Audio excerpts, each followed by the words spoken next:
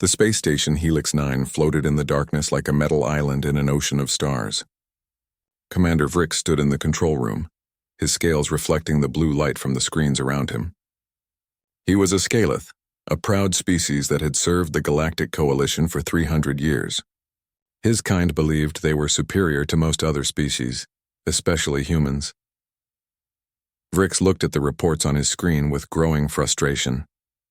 12 patrol ships had vanished in the past 3 months. All of them disappeared near the neutral corridor, the empty space between Coalition territory and the human quarantine zone.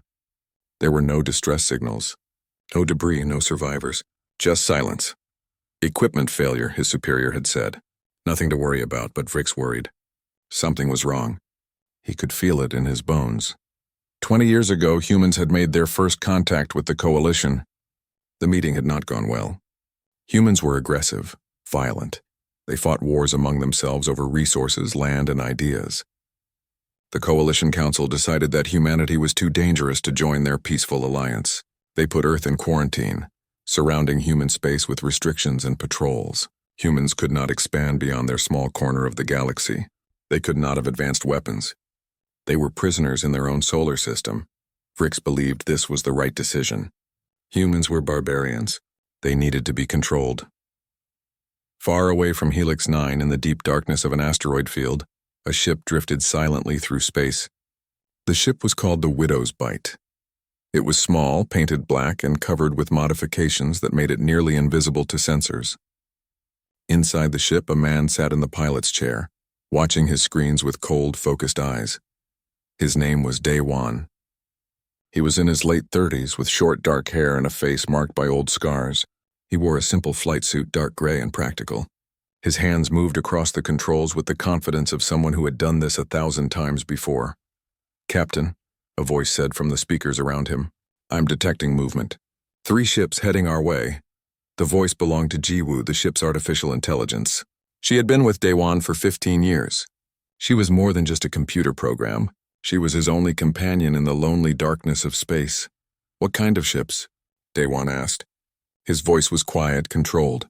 "Cargo vessels, but they're heavily armed. Talon Syndicate markings." Day-Wan's jaw tightened.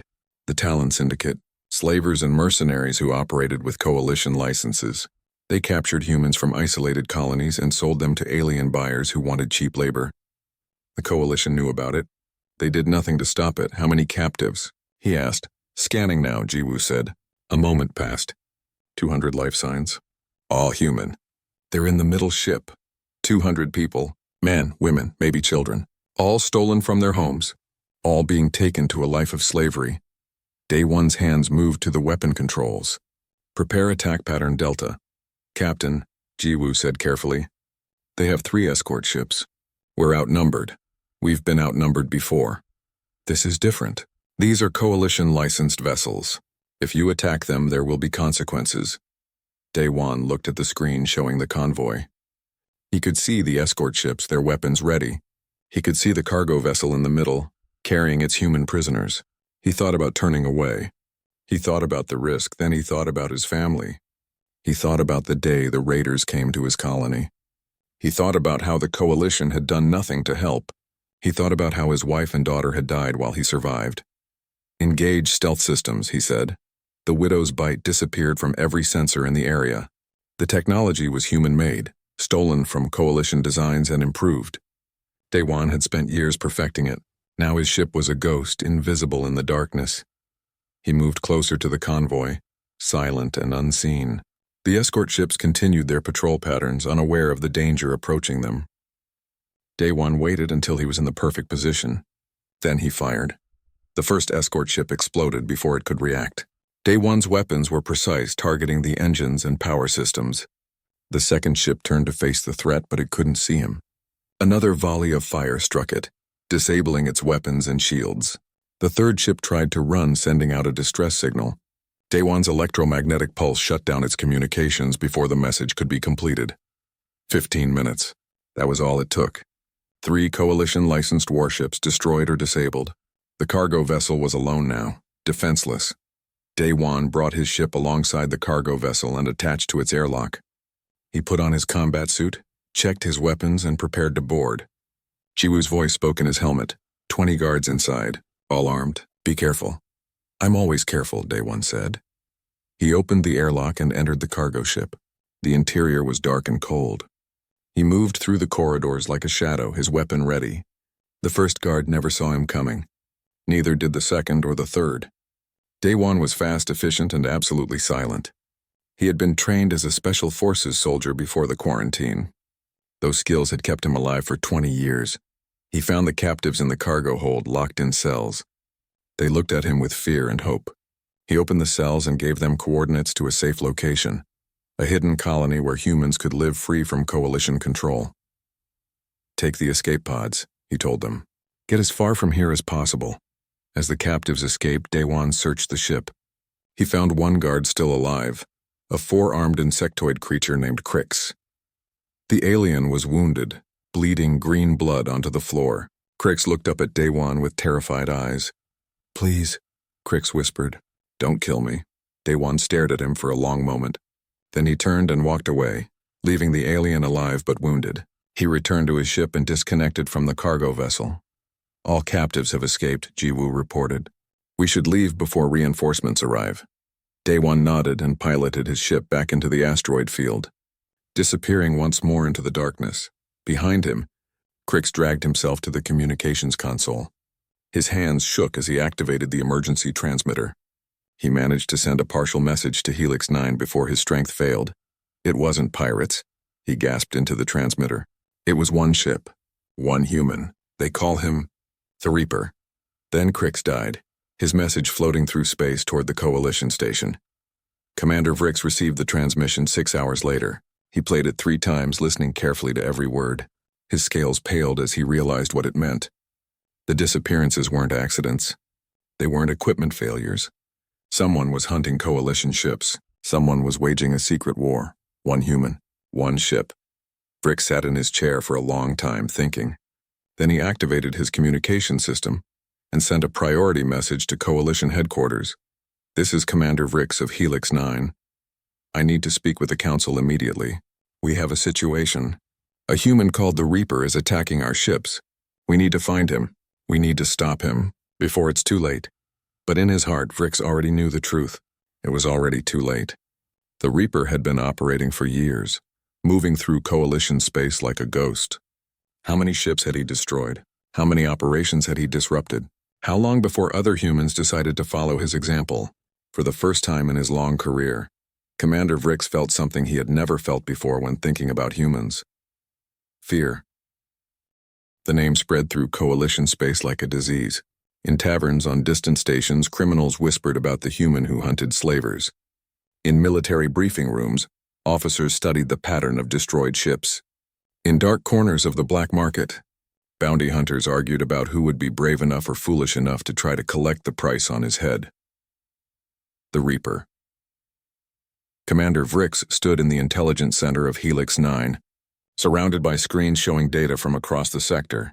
His team had spent 3 weeks analyzing every incident they could find. The results were disturbing.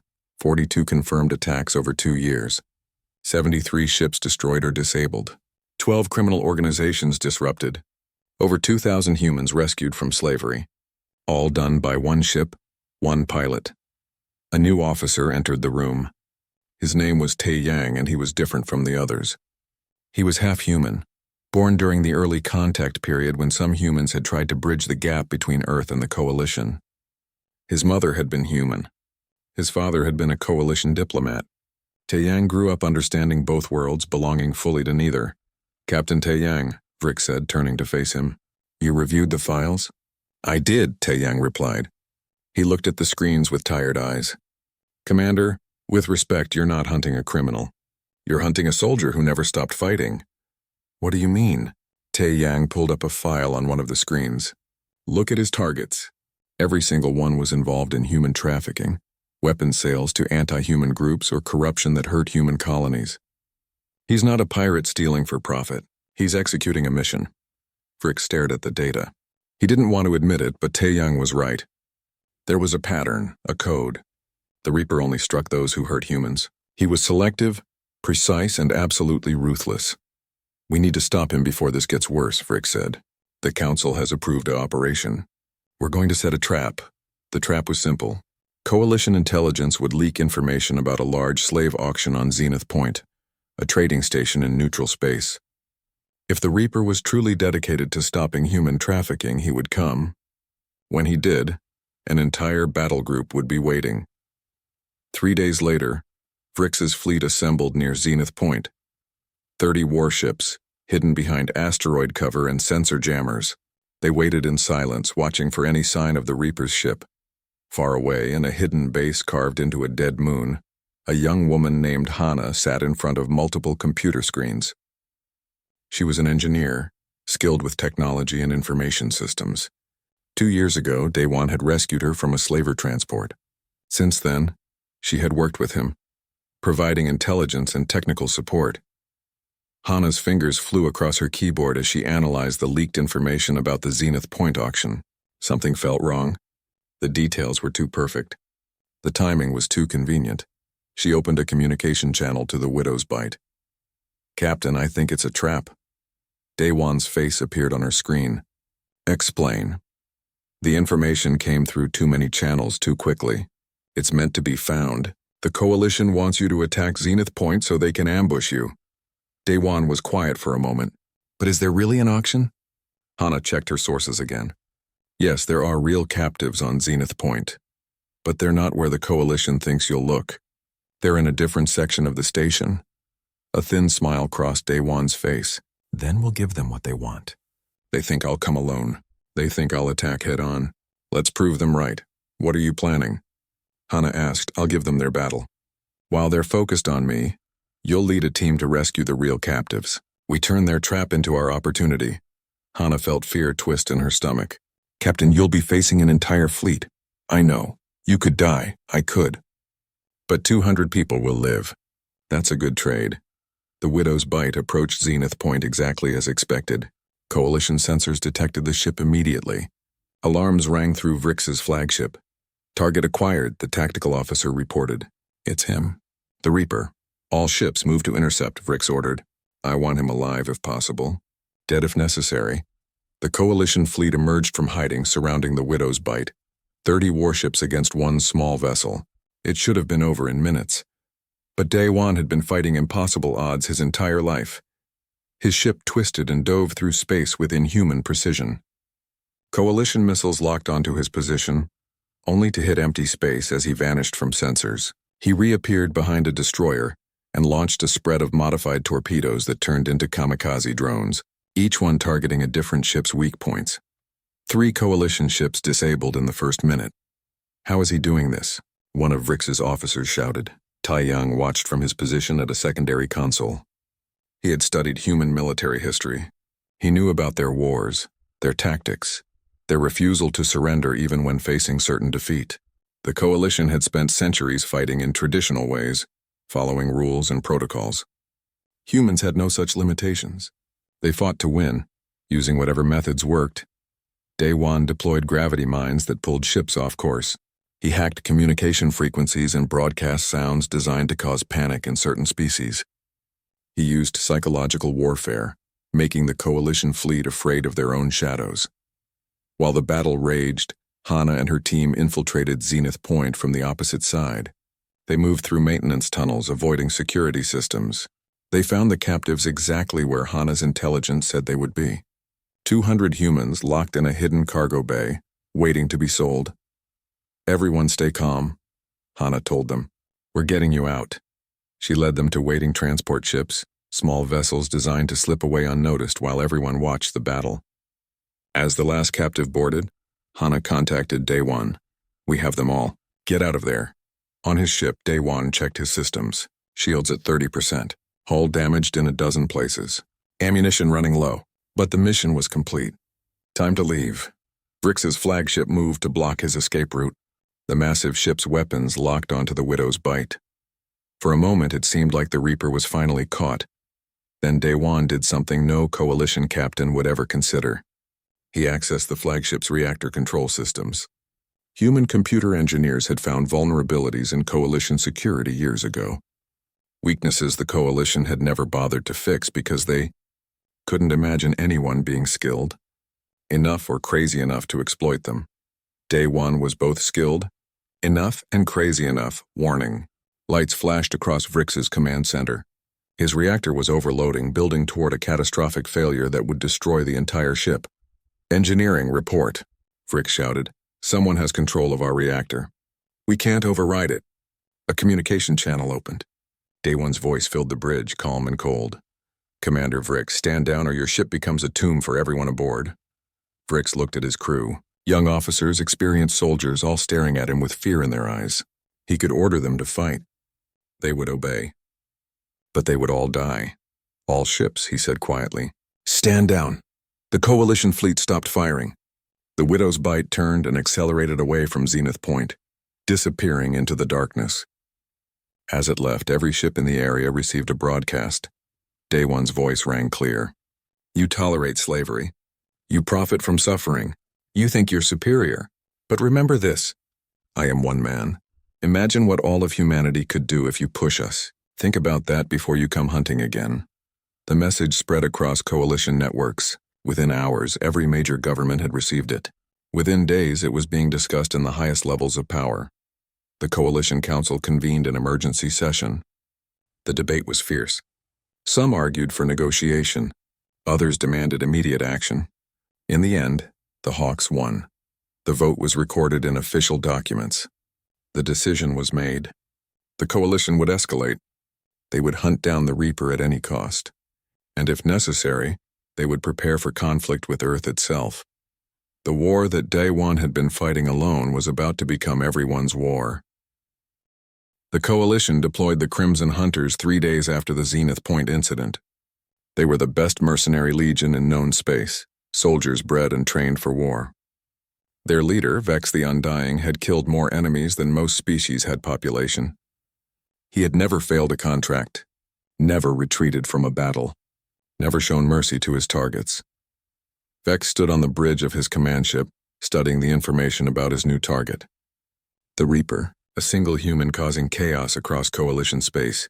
It seemed almost insulting that the Council had hired the Crimson Hunters for such a simple task. One ship, Vex said to his officers. We're bringing 50 ships to kill one human in one ship. His second-in-command, a massive creature covered in armor plates, rumbled a laugh. It will be over quickly, Commander.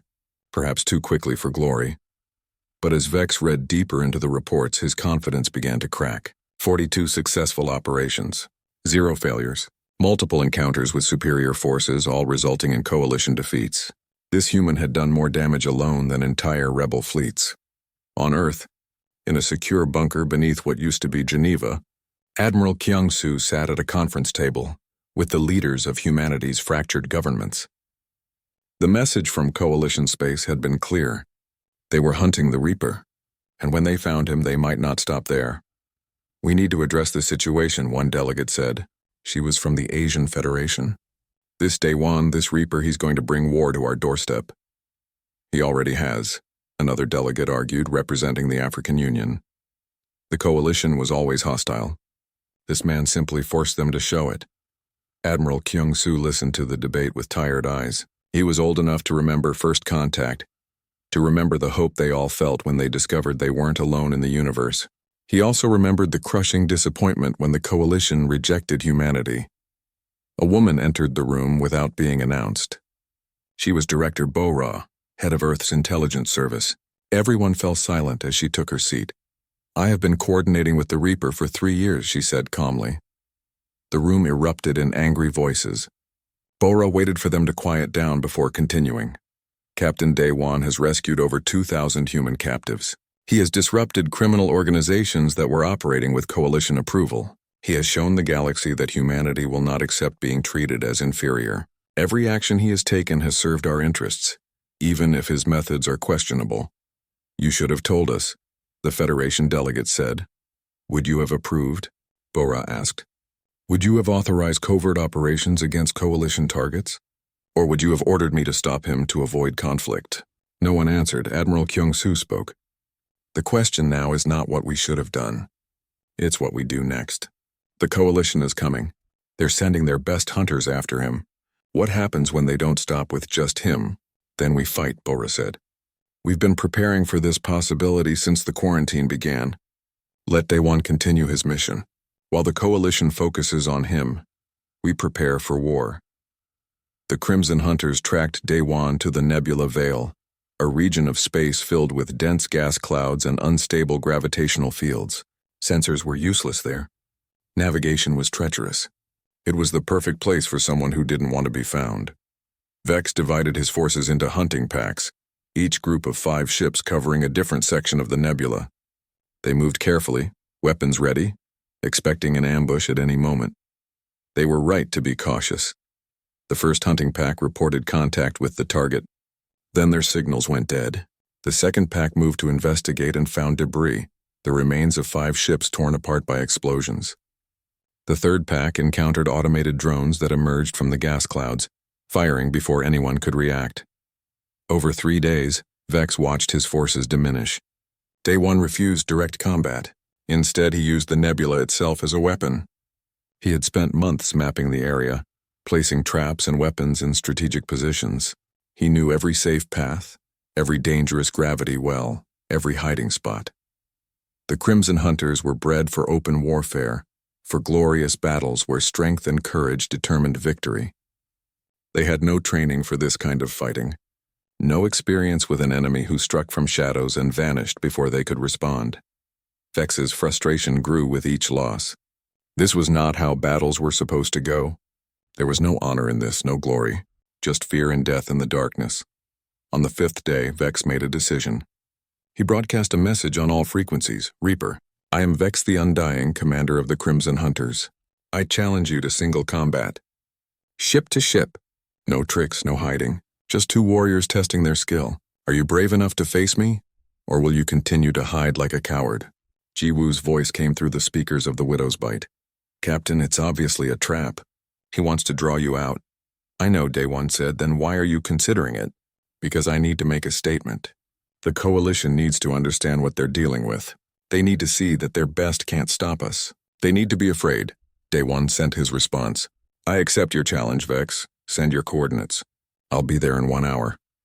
The meeting point was a clear area in the nebula, a pocket of empty space surrounded by gas clouds. Vex's ship waited there, a massive warship bristling with weapons. The Widow's Bite looked tiny in comparison, a mosquito approaching a dragon. Vex opened a communication channel. His face appeared on Day One's screen, an angular face covered in cybernetic implants. His eyes glowed with artificial light. So you're the famous Reaper, Vex said. You look so ordinary, so weak. Looks can deceive, Day One replied. Let us begin. May the strongest warrior win. Both ships accelerated, weapons charging. Vex attacked with overwhelming firepower, filling space with missiles and energy beams. Day One dodged with impossible precision, his ship dancing between the deadly projectiles. He fired back, not at Vex's ship, but at the asteroids around them, sending fragments spinning into Vex's path. The battle was not fair. Vex's ship was faster, stronger, better armed. But Day One was more creative. He used the environment. He used deception. He fired decoy projections that made it seem like he was in multiple places at once. Vex grew frustrated. Stop hiding. Fight with honor. Honor doesn't win wars, Day One said. Strategy does. He led Vex deeper into the nebula toward a specific location. Vex, angry and determined to end this, followed. He didn't see the trap until it was too late. Day One had mapped this area carefully. He knew about the narrow canyon through the asteroid field, knew about the unstable rocks above it. When Vex's ship entered the canyon, Day One fired at the canyon walls.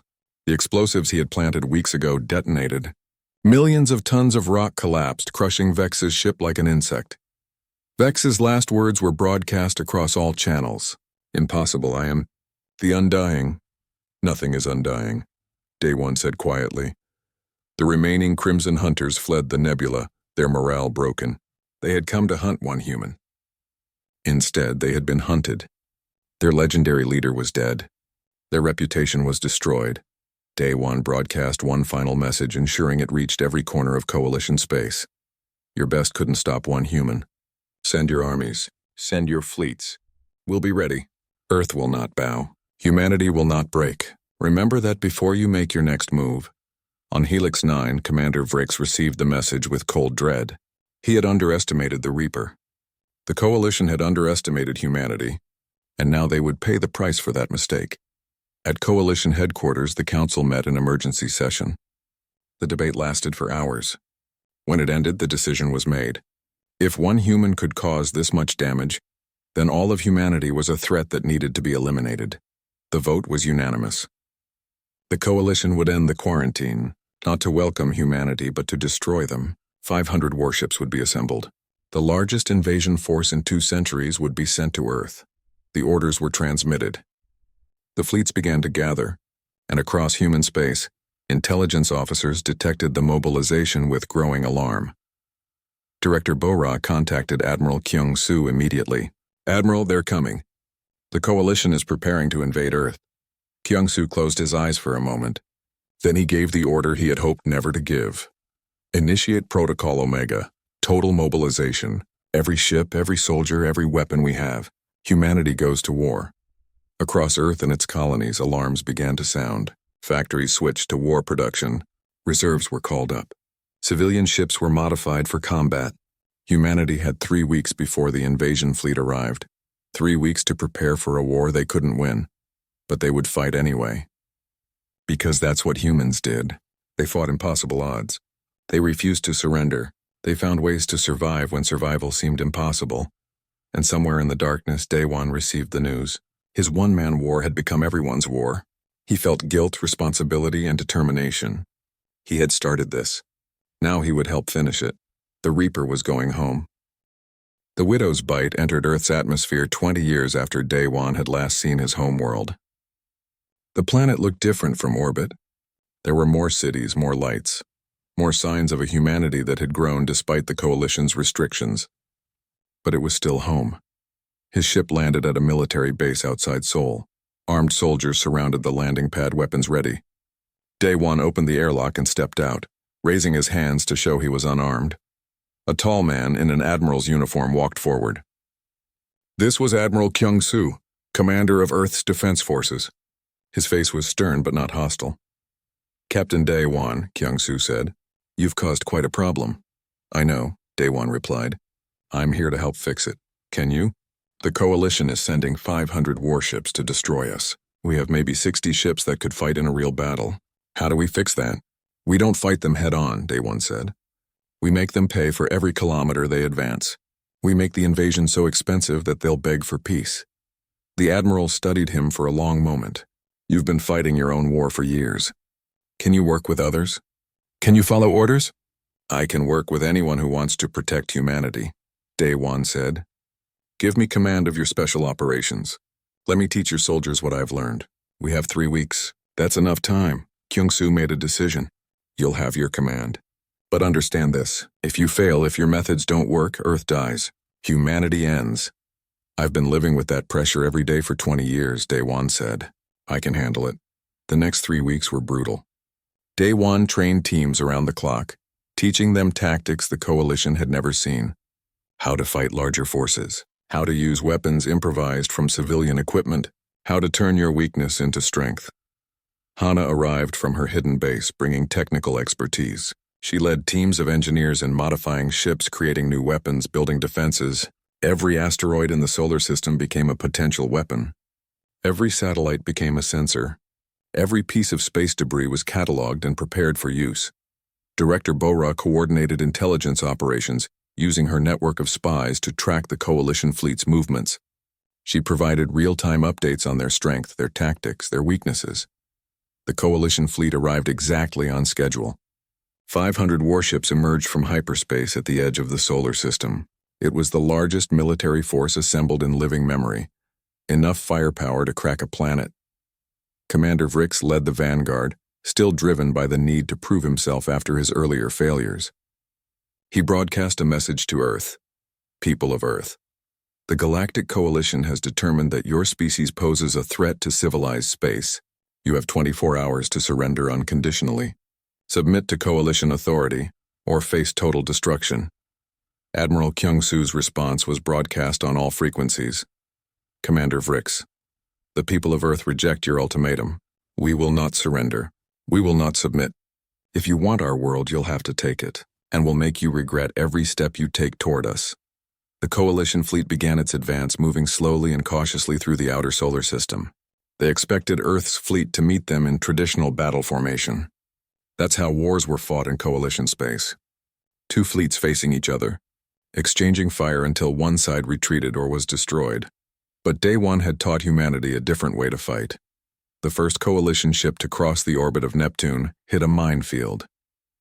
Not a traditional minefield that stayed in one place, but autonomous mines that moved, tracked targets, and coordinated attacks. 3 ships were crippled before the rest could react. As the fleet moved to clear the mines, drone swarms appeared from all directions. Small, cheap, and expendable, the drones weren't meant to destroy Coalition ships. They were meant to blind their sensors, jam their communications, and create chaos. While the Coalition fought the drones, human ships struck from unexpected angles. They didn't try to win battles. They hit hard, destroyed what they could, and vanished before the enemy could respond. Vrix watched his fleet slowly diminish as it advanced. Every day brought new losses. Every kilometer cost him ships. He had expected to reach Earth in a week. After 10 days, he was still fighting his way through the outer planets. How are they doing this? He demanded of his tactical officers. They only have 60 ships. They're not fighting like a fleet, Captain Taeyang said. He had joined the human defense, unable to support the Coalition's decision to destroy an entire species. They're fighting like guerrillas, like insurgents. Every human ship is independent, making its own decisions, coordinating through encrypted channels we can't break. Then we'll adapt, Vrix said. Split the fleet into smaller groups. Hunt them down one by one. But splitting the fleet made it more vulnerable. Human forces concentrated their attacks on isolated groups, overwhelming them with local superiority before vanishing again. Day One coordinated the defense from a command ship hidden in the asteroid belt. He watched the tactical displays with focused intensity, moving human forces like pieces on a chessboard. He had been preparing for this his entire life, but preparation could only do so much. The Coalition fleet was massive, and humanity's resources were limited. Every day, more human ships were destroyed. Every day, the Coalition got closer to Earth. On the 15th day of the battle, Admiral Kyung-soo contacted Day One. We're down to 40 ships, the Admiral said. The Coalition still has over 300. We've slowed them down, made them pay, but they're going to reach Earth. When they do, we can't stop them from orbital bombardment. Then we need to change the game, Day One said. We need to strike at their command structure. If we can take out their leaders, the fleet will lose coordination. Their command carrier is in the center of the fleet. It's protected by 100 ships. How do you plan to reach it? I'll need 20 volunteers. People who understand they might not come back. Within an hour, Day One had his team. All veterans. All survivors of previous battles. All ready to sacrifice themselves if it meant saving Earth. They used a captured Coalition transponder to sneak through the outer defenses. Inside one of the damaged Coalition ships they had modified, hiding their human life signs. It was a desperate gamble, but desperate times called for desperate measures. The Coalition fleet was so focused on reaching Earth that they didn't notice one damaged ship drifting toward the command carrier. By the time they realized something was wrong, Day One's team had already docked. What followed was brutal close-quarters combat through the carrier's corridors. Coalition Marines rushed to stop the intruders, but the humans fought with a ferocity that shocked their enemies. They used every weapon they could find, every tactic they knew, every trick Day One had taught them. Day One led the push toward the bridge. His team fell one by one, buying time with their lives. He felt each loss like a knife in his heart, but he couldn't stop. Too much was at stake. He burst onto the bridge with 3 remaining teammates. Commander Vrix stood there, surrounded by officers. The Scaleth commander drew his weapon. Reaper, Vrix said, you should have stayed hidden. You should have left us alone, Day One replied. The fight was brief. Day One's team took down Vrix's officers while he faced the commander. Vrix was faster, stronger, augmented with technology, but Day One was more experienced, more determined, and absolutely unwilling to lose. When Vrix fell, Day One didn't kill him. Instead, he moved to the command console and began accessing the ship's systems. What are you doing? Vrix gasped, wounded but alive. Ending this, Day One said. Jiwoo, are you ready? His AI's voice came through his communicator. Ready, Captain. Uploading virus now. Jiwoo had been working on this for weeks. A virus designed to infect coalition command systems, spreading through their network and disabling weapons, sensors, and communications. It wouldn't destroy their ships, but it would leave them blind and helpless. The virus uploaded successfully. Within minutes, it spread through the coalition fleet. Ships went dark. Weapons powered down. Communication channels filled with confusion. Day 1 set the carrier's reactor to overload, giving the crew time to evacuate but ensuring the ship would be destroyed. Then he grabbed Vrix and dragged him toward the escape pods. "Why?" Vrix asked. "Why save me?" "Because I want you to tell your council what happened here," Day 1 said. "I want them to know that humanity won't be conquered, that we'll fight forever if we have to, and that next time they should think twice before attacking us." The carrier exploded moments after the last escape pod launched. The coalition fleet, leaderless and disabled, had no choice but to retreat. Captain Taeyang, commanding the defector ships, escorted them out of human space. Earth had survived. Against impossible odds, humanity had won, but the victory came at a terrible cost. Half of Earth's fleet was gone. Thousands of soldiers had died, and deep in coalition space, the Council was already planning their response. The war was not over. It had only just begun. The Coalition Council met an emergency session for the third time in a month. The chamber was filled with representatives from hundreds of species, all arguing about what to do next. The invasion of Earth had failed. Their fleet had been humiliated. The humans had proven themselves to be far more dangerous than anyone had imagined. The Supreme Chancellor, an ancient being who had led the Council for 50 years, called for silence. "We face a decision," the Chancellor said. "Do we continue this war or do we seek peace?" "Peace?" one delegate shouted. "They destroyed our fleet. They killed thousands of our soldiers." "We attacked them first," Captain Taeyang said. He stood among the delegates now, representing the reformist faction. "We tried to conquer their homeworld. They defended themselves. That's not a crime. They are too dangerous to exist," another delegate argued. "If we don't stop them now, they'll eventually threaten us all." "Or," the Chancellor said quietly, "they could become valuable allies. Consider what one human did alone. Imagine what humanity could accomplish if they worked with us instead of against us." The debate continued for hours, but in the end, pragmatism won over pride. The coalition couldn't afford another war with humanity. They didn't have the resources, and too many species were beginning to question whether the war had been justified in the first place. The vote was close, but peace won. The Council sent a message to Earth offering a ceasefire and negotiations. On Earth, Admiral Kyung-soo received the message with careful optimism. He knew this was the best outcome they could hope for, but he also knew that peace would require careful negotiation. Humanity couldn't appear weak, or the coalition would try again. The negotiations took place on a neutral station between coalition and human space. Admiral Kyung-soo led the human delegation. Director Bo-ra provided intelligence support. Captain Taeyang represented the coalition reformists. The terms were better than anyone expected. Earth would be offered full membership in the coalition as an equal partner, not a subordinate. Human colonies would be free to expand. The quarantine would be lifted. In exchange, humanity would agree to follow coalition laws regarding warfare and would help reform the systems that had allowed slavery and corruption to flourish. The treaty was signed 3 months after the failed invasion. Across human space, people celebrated. They had survived. They had won their freedom. They had earned the respect of the galaxy. But one person was notably absent from the celebrations. Day 1 had disappeared shortly after the battle ended. His ship was gone. Jiwoo had gone silent. Some said he died during the assault on the command carrier. Others claimed he had simply left, returning to the shadows where he felt most comfortable. Hana knew the truth.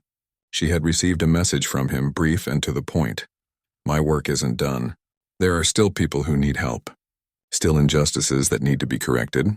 I'll be out here somewhere doing what I do best. Take care of Earth for me." She had tried to contact him to convince him to come home, but there was no response. The Reaper had returned to his war, and this time no one was hunting him. Years passed. Earth flourished in its new role as a coalition member.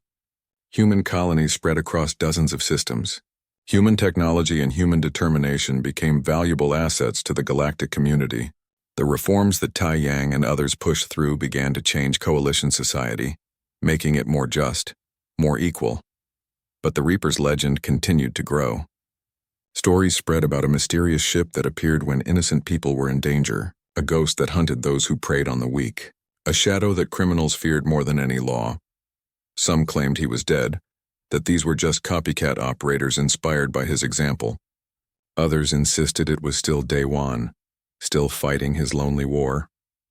Hana, now an admiral herself and director of human colonial defense, never confirmed or denied the rumors.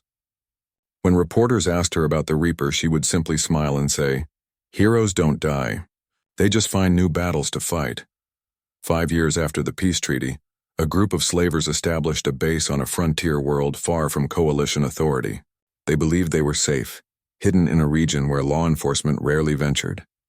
They captured dozens of settlers from various species, planning to sell them on black markets. The slaver leader, a brutal criminal named Torx, sat in his command center reviewing the night's profits. His second-in-command entered the room looking nervous. "Boss, we have a problem. There's a ship approaching. Old model, heavily modified. It's not responding to our hails," Torx laughed. "One ship? Send our fighters to destroy it." "That's the thing, boss. Our sensors keep losing track of it. It's like it's a ghost." For the first time, Torx felt a touch of concern. "What kind of ship is it?" "We're not sure, but one of the older guards recognized it. He says he's seen it before, years ago, before he joined us. He says..." The second-in-command hesitated. "He says what?" Torx demanded. "He says it's the Reaper." Torx's laughter died. He had heard the stories.